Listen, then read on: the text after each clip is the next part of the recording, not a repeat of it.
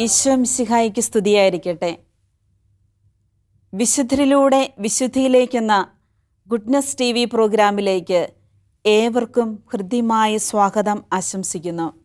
പുണ്യപട്ടം കുലീനർക്കോ മഹാപണ്ഡിതന്മാർക്കോ മാത്രമാണുള്ളത് എന്ന ചിന്ത തെറ്റാണ്. പുണ്യപുഷ്പം വയലിലും പാടത്ത് ജോലി ചെയ്യുന്നവരിടയിൽ നിന്നും തൊഴിൽശാലയിൽ ജോലി ചെയ്യുന്നവരിടയിൽ നിന്നും ഉണ്ടാകുമെന്ന് റോമൻ കത്തോലിക്കാ സഭയിലെ കർഷകനും കൂലിപ്പണിക്കാരനുമായ വിശുദ്ധ ഇസിദോർ തൻ്റെ ജീവിതത്തിലൂടെ നമ്മെ അനുസ്മരിക്കുകയാണ്. ആഗോള കത്തോലിക്കാ തിരുസഭ കർഷകരുടെ കൂലിപ്പണിക്കാരുടെ വിശുദ്ധനായി അംഗീകരിച്ചിരിക്കുന്ന വിശുദ്ധനാണ് വിശുദ്ധ ഇസിദോർ. മെയ് 15 അദ്ദേഹത്തിൻ്റെ തിരുനാൾ ദിനമായി തിരുസഭ ആഘോഷിക്കുന്നു. ഒരു കർഷകനായ വ്യക്തി എങ്ങനെയാണ് വിശുദ്ധനായി തീർന്നത്? എന്താണ് അദ്ദേഹത്തിൻ്റെ ജീവിത രഹസ്യം? ഒരു കർഷകന് എങ്ങനെ വിശുദ്ധനായി തീരാം എന്നതിനെക്കുറിച്ച് ഈ വിശുദ്ധൻ്റെ ജീവിത താളുകളിൽ കൂടി ധ്യാനിക്കുവാനും മനസ്സിലാക്കുവാനും നമുക്ക് ഈ നിമിഷം പരിശ്രമിക്കാം.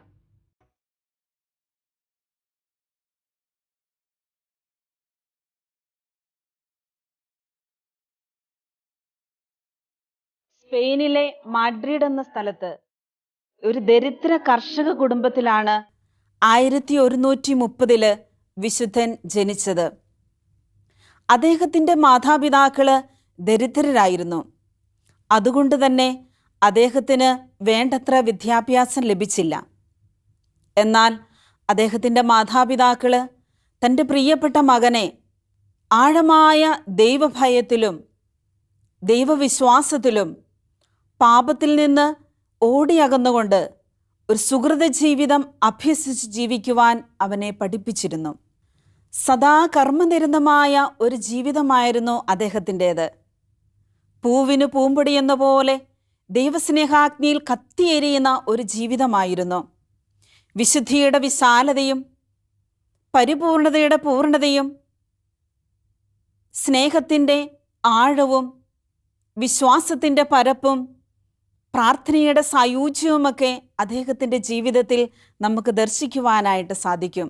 ഓരോ ദിവസവും തൻ്റെ അധ്വാനത്തിന് ആവശ്യമായ ഊർജം വിശുദ്ധ ഇസിദോർ ആവഹിച്ചിരുന്നത് ദിവ്യകാരുണ്യനാഥൻ്റെ സന്നിധിയിലിരുന്ന് പ്രാർത്ഥിച്ചുകൊണ്ടായിരുന്നു. എല്ലാ ദിവസവും പ്രഭാതത്തിൽ ദേവാലയത്തിൽ പോയി വിശുദ്ധ കുർബാനയിൽ പങ്കെടുത്ത് ദിവ്യകാരുണ്യം സ്വീകരിച്ച് തൻ്റെ ഹൃദയത്തിൽ എഴുന്നള്ളി വന്ന നാഥന് ആരാധനാസ്തുതികൾ അർപ്പിച്ച് പരിശുദ്ധിയമ്മയുടെ മാധ്യസ്ഥം യാചിച്ചതിന് ശേഷം മാത്രമേ അദ്ദേഹം തൻ്റെ കർത്തവ്യ നിർവഹണത്തിനായി കൃഷിസ്ഥലത്തേക്ക് പോകുമായിരുന്നുള്ളൂ. ഇതിൽ നിന്ന് നമുക്ക് മനസ്സിലാക്കുവാൻ സാധിക്കുന്ന ഒരു വലിയ മാതൃകയാണ് പ്രാർത്ഥനയ്ക്കായി നമ്മൾ മാറ്റിവെക്കുന്ന ഒരു സമയം പോലും നമ്മുടെ ജീവിതത്തിൽ നഷ്ടമാവുകയില്ല എന്ന്.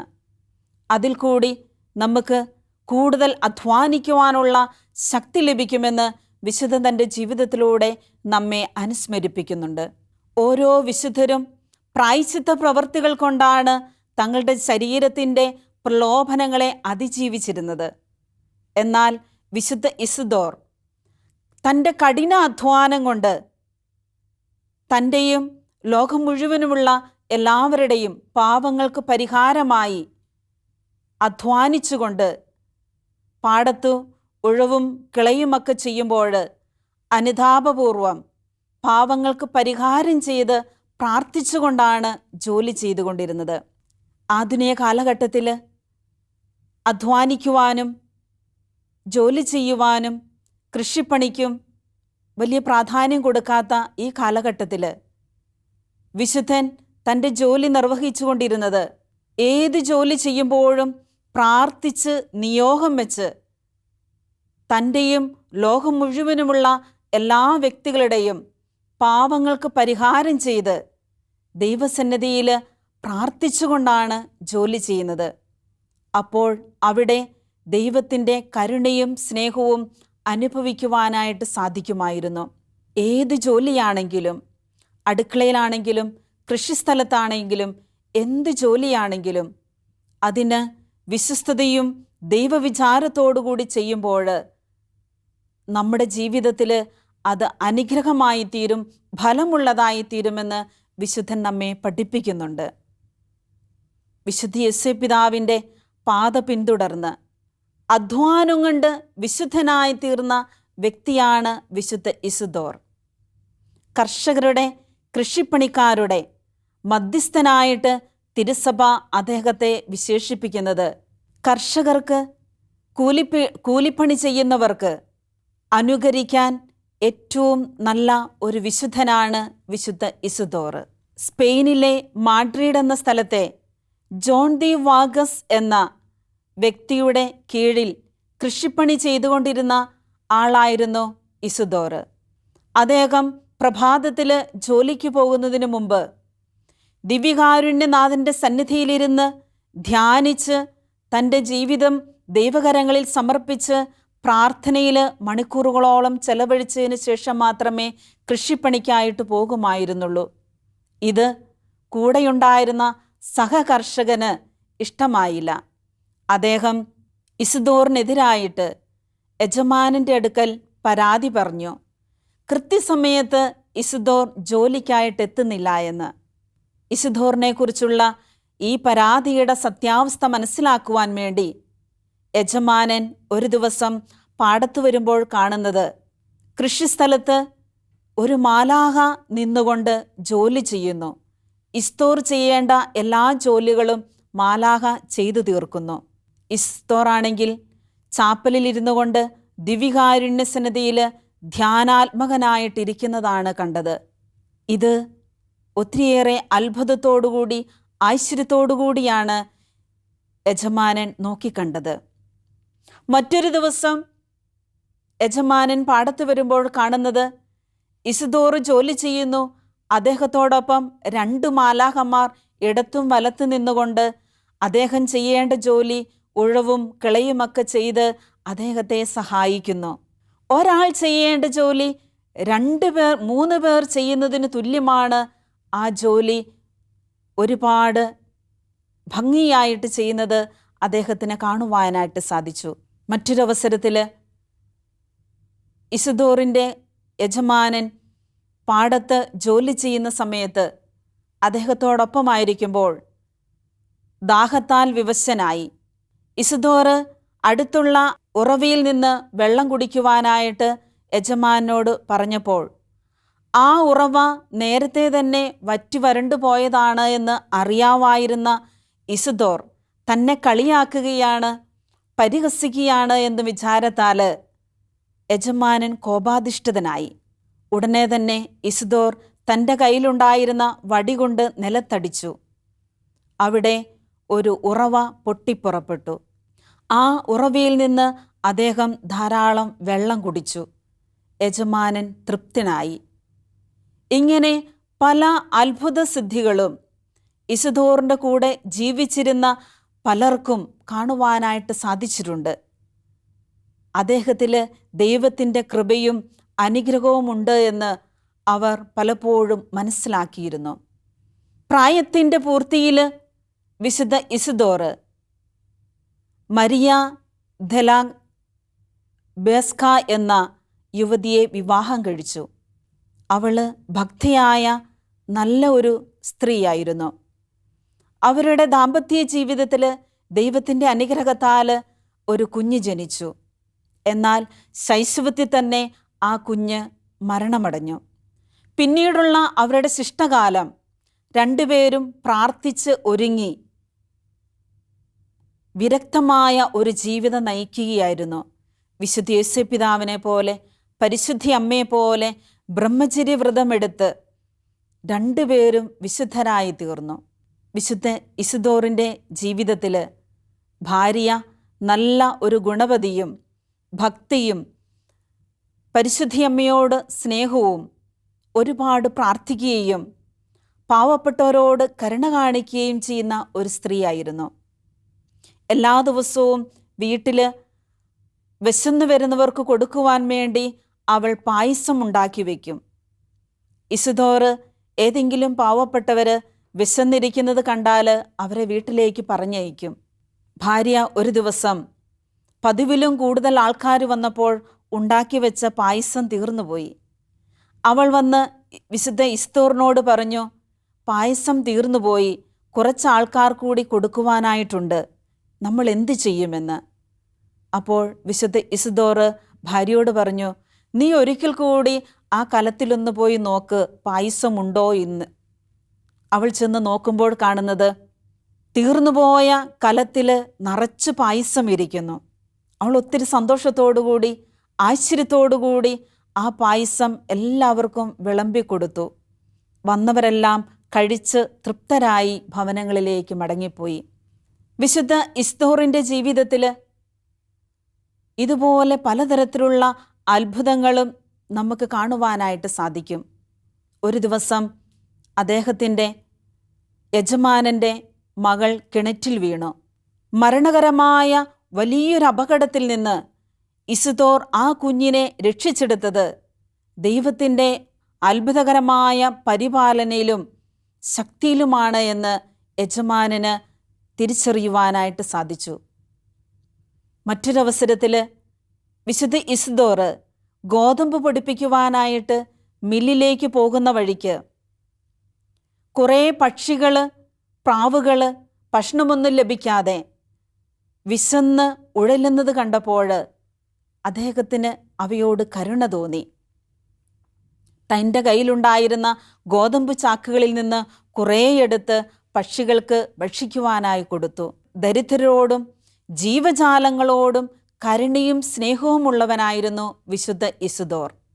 വിശുദ്ധ മത്തായിയുടെ സുവിശേഷം 6-ാം അധ്യായം 26-ാം വാക്യത്തിൽ, ആകാശത്തിലെ പറവകളെ നോക്കുവിൻ, അവ വിതയ്ക്കുന്നില്ല, കൊയ്യുന്നില്ല, കളപ്പുരയിൽ ശേഖരിക്കുന്നില്ല, എന്നാൽ സ്വർഗസ്ഥനായ പിതാവ് അവയെ തീറ്റിപ്പോറ്റുന്നു. ഈ തിരുവചനം തൻ്റെ ജീവിതത്തിൽ സ്വായത്തമാക്കിക്കൊണ്ട് യേശുനാഥൻ്റെ ആ കരുണയും സ്നേഹവും വിശുദ്ധ ഇസ്തോറിൻ്റെ ജീവിതത്തിലൂടെ അവിടുന്ന് വർഷിക്കുകയായിരുന്നു. ഇതുപോലെ ഇസ്തോറിൻ്റെ ജീവിതം ദൈവത്തിൻ്റെ സ്നേഹത്താലും കരുണയാലും നിറഞ്ഞ ഒരു ജീവിതമായിരുന്നു. തൻ്റെ ജീവിതത്തിൽ മരണകരമായ ഒരു രോഗം കടന്നു വന്നപ്പോൾ തൻ്റെ മരണസമയം കൃത്യമായിട്ട് അദ്ദേഹത്തിന് മനസ്സിലാക്കുവാനായിട്ട് സാധിക്കുമായിരുന്നു. അദ്ദേഹം സ്നേഹത്തോടെ പ്രാർത്ഥനയോടെ പ്രാർത്ഥിച്ച് ഒരുങ്ങി മരണത്തെ സ്വീകരിക്കുവാനായിട്ട് അന്ത്യകൂദാശ ചോദിച്ചു മേടിച്ച് സ്വീകരിക്കുന്നത് കണ്ടു നിന്ന പ്രിയപ്പെട്ടവരുടെയും സ്നേഹിതരുടെയും കണ്ണുകളിൽ നിന്ന് സ്നേഹാശ്രുക്കൾ പൊഴിഞ്ഞു. 1130 അദ്ദേഹം മെയ് 15-ാം തീയതി ഈ ലോകത്തിൽ നിന്ന് സ്വർഗീയ സമ്മാനത്തിനായി തൻ്റെ പ്രിയപിതാവായ ദൈവപിതാവിൻ്റെ കരങ്ങളിലേക്ക് തൻ്റെ ആത്മാവിനെ സമർപ്പിച്ച് യാത്രയായി. 1619 പോൾ 5-ാമൻ മാർപ്പാപ്പ അദ്ദേഹത്തെ വാഴ്ത്തപ്പെട്ടവനായി പ്രഖ്യാപിച്ചു. സ്പെയിനിലെ പ്രമുഖരായ 4 വിശുദ്ധരാണ് വിശുദ്ധ ഇഗ്നേഷ്യസ് ലയോള, വിശുദ്ധ ഫിലിപ്പിനേരി, വിശുദ്ധ ഫ്രാൻസിസ് സേവിയർ, ആവിലായിലെ വിശുദ്ധ അമ്മ ത്രേസ്യ. ഈ 4 വിശുദ്ധരോടൊപ്പം ഇസ്തോറിനെ 1622 മാർച്ച് 12-ാം തീയതി ഗ്രിഗരി 15-ാമൻ മാർപ്പാപ്പ വിശുദ്ധനായി പ്രഖ്യാപിച്ചു. ഈ 5 വിശുദ്ധരെ സ്പെയിനിലെ പഞ്ചവിശുദ്ധർ എന്നാണ് അറിയപ്പെടുന്നത്. 1760 ലാൻസിലോളായിലെ മരിയ ധലാക്കായുടെ രോഗാവസ്ഥയെ തുടർന്ന് ഇദ്ദേഹത്തിൻ്റെ ഭൗതിക ശരീരം സ്പെയിനിലെ മാഡ്രിഡിൽ റോയൽ പാലസിലേക്ക് നീക്കം ചെയ്യപ്പെട്ടു. വിശുദ്ധ ഇസ്തോറിൻ്റെ യജമാനനായ ജോൺ ദി വാഗസിൻ്റെ ഭവനം ഇന്നൊരു മ്യൂസിയമാണ്. അവിടെ വിശുദ്ധ ഇസ്തോർ ജീവിച്ചിരുന്ന കാലത്തും ജീവിച്ച സ്ഥലത്തും മരിച്ച സ്ഥലത്തും പണിത ഒരു ചാപ്പൽ മാത്രമല്ല, യജമാനൻ്റെ മകളെ രക്ഷിച്ച ആ കിണറും മ്യൂസിയത്തിൽ ഉൾപ്പെടുത്തിയിട്ടുണ്ട്. പ്രിയപ്പെട്ടവരെ, അധ്വാനിക്കുന്നവരും ഭാരം വഹിക്കുന്നവരുമായ നിങ്ങളെല്ലാവരും എൻ്റെ അടുക്കൽ വരുവിൻ, ഞാൻ നിങ്ങളെ ആശ്വസിപ്പിക്കുവാന്ന യേശുവിൻ്റെ തിരുവചനം ശിരസാ വഹിച്ചുകൊണ്ട് അധ്വാനം കൊണ്ട് ഒരു വിശുദ്ധനായി തീർന്ന വിശുദ്ധനാണ് വിശുദ്ധ ഇസിദോർ. ആധുനിക കാലഘട്ടത്തിൽ ജീവിക്കുന്ന നമുക്കേവർക്കും അനുകരിക്കുവാൻ, സ്വായത്തമാക്കുവാൻ ഇസിദോറിൻ്റെ ജീവിതം നമുക്കൊരു മാതൃകയാണ്. സാധാരണക്കാരിൽ സാധാരണക്കാരനായി ജീവിച്ച് തൻ്റെ കൃഷിസ്ഥലത്ത് കഠിനമായി അധ്വാനിച്ച് സുഹൃത ജീവിതങ്ങൾ കൊണ്ട് വിശുദ്ധനായി തീർന്ന ഇദ്ദേഹത്തിൻ്റെ ജീവിതം ഇന്ന് കർഷകർക്കും കൂലിവേലക്കാർക്കും ഒരു മാതൃകയാണ്. നമുക്കറിയാം, നമ്മുടെ പ്രിയപ്പെട്ട കർഷകരായ വ്യക്തികൾ എത്ര അധ്വാനിച്ചിട്ടും അവർക്ക് ആവശ്യത്തിന് ഉൽപ്പന്നത്തിന് വില ലഭിക്കാത്തത് മൂലമുള്ള സങ്കടങ്ങൾ, അതോടൊപ്പം തന്നെ പലതരത്തിലുള്ള കാലാവസ്ഥയുടെ വ്യതിയാനം, പ്രകൃതിക്ഷോഭങ്ങൾ, തങ്ങളുടെ രാജ്യത്തിൻ്റെ രാഷ്ട്ര നേതാക്കന്മാരുടെ നീതിയും ന്യായവും ലഭിക്കാത്തതിൻ്റെ ദുരിതങ്ങൾ അനുഭവിക്കുന്നവർ, വന്യമൃഗങ്ങളുടെ ശല്യം കൊണ്ട് തങ്ങൾ അധ്വാനിക്കുന്നതെല്ലാം നഷ്ടപ്പെട്ടു പോകുന്ന വേദനയിലും കണ്ണുനീരിലും രോദനയിലും കഴിയുന്ന ഓരോ കർഷകനും മനസ്സിലാക്കണം, നമുക്ക് വേണ്ടി മധ്യസ്ഥം വഹിക്കുവാൻ ഒരു സ്വർഗീയ മധ്യസ്ഥൻ നമുക്ക് വേണ്ടി സ്വർഗത്തിലുണ്ട് എന്ന് ഉറച്ച വിശ്വാസത്തോടുകൂടി വിശുദ്ധ ഇസിദോറിൻ്റെ മധ്യസ്ഥം യാചിച്ചുകൊണ്ട് നമുക്ക് പ്രാർത്ഥിക്കാം. നമ്മുടെ ദുഃഖങ്ങളിൽ, ദുരിതങ്ങളിൽ, കഷ്ടപ്പാടുകളിൽ കർഷകരുടെ എല്ലാ വേദനകളും മനസ്സിലാക്കുവാൻ കഴിയുന്ന ആ വിശുദ്ധൻ്റെ മധ്യസ്ഥം യാചിച്ച് നമുക്ക് പ്രാർത്ഥിക്കാം. തീർച്ചയായിട്ടും വിശുദ്ധനിൽ കൂടി നമ്മുടെ ജീവിതത്തിലേക്ക് ഇന്ന് കർഷകർ അനുഭവിക്കുന്ന, കൂലിവേലക്കാർ അനുഭവിക്കുന്ന എല്ലാ ദുരിതങ്ങൾക്കും സന്തോഷവും സമാധാനവും സ്വർഗീയനാഥനിൽ നിന്ന് വിശുദ്ധ ഇസിദോർ വഴിയായി ദൈവപിതാവ് നമ്മുടെ ഓരോരുത്തരുടെയും ജീവിതത്തിലേക്ക് നൽകി നമ്മെ ഓരോരുത്തരെയും അനുഗ്രഹിക്കട്ടെ എന്ന് പ്രാർത്ഥിക്കുന്നു, ആശംസിക്കുന്നു. എല്ലാവരെയും വിശുദ്ധ ഇസിദോറിൻ്റെ മധ്യസ്ഥം വഴിയായി സമർപ്പിച്ചുകൊണ്ട് പിതാവിൻ്റെയും പുത്രൻ്റെയും പരിശുദ്ധാത്മാവിൻ്റെയും നാമത്തിൽ ആമേൻ.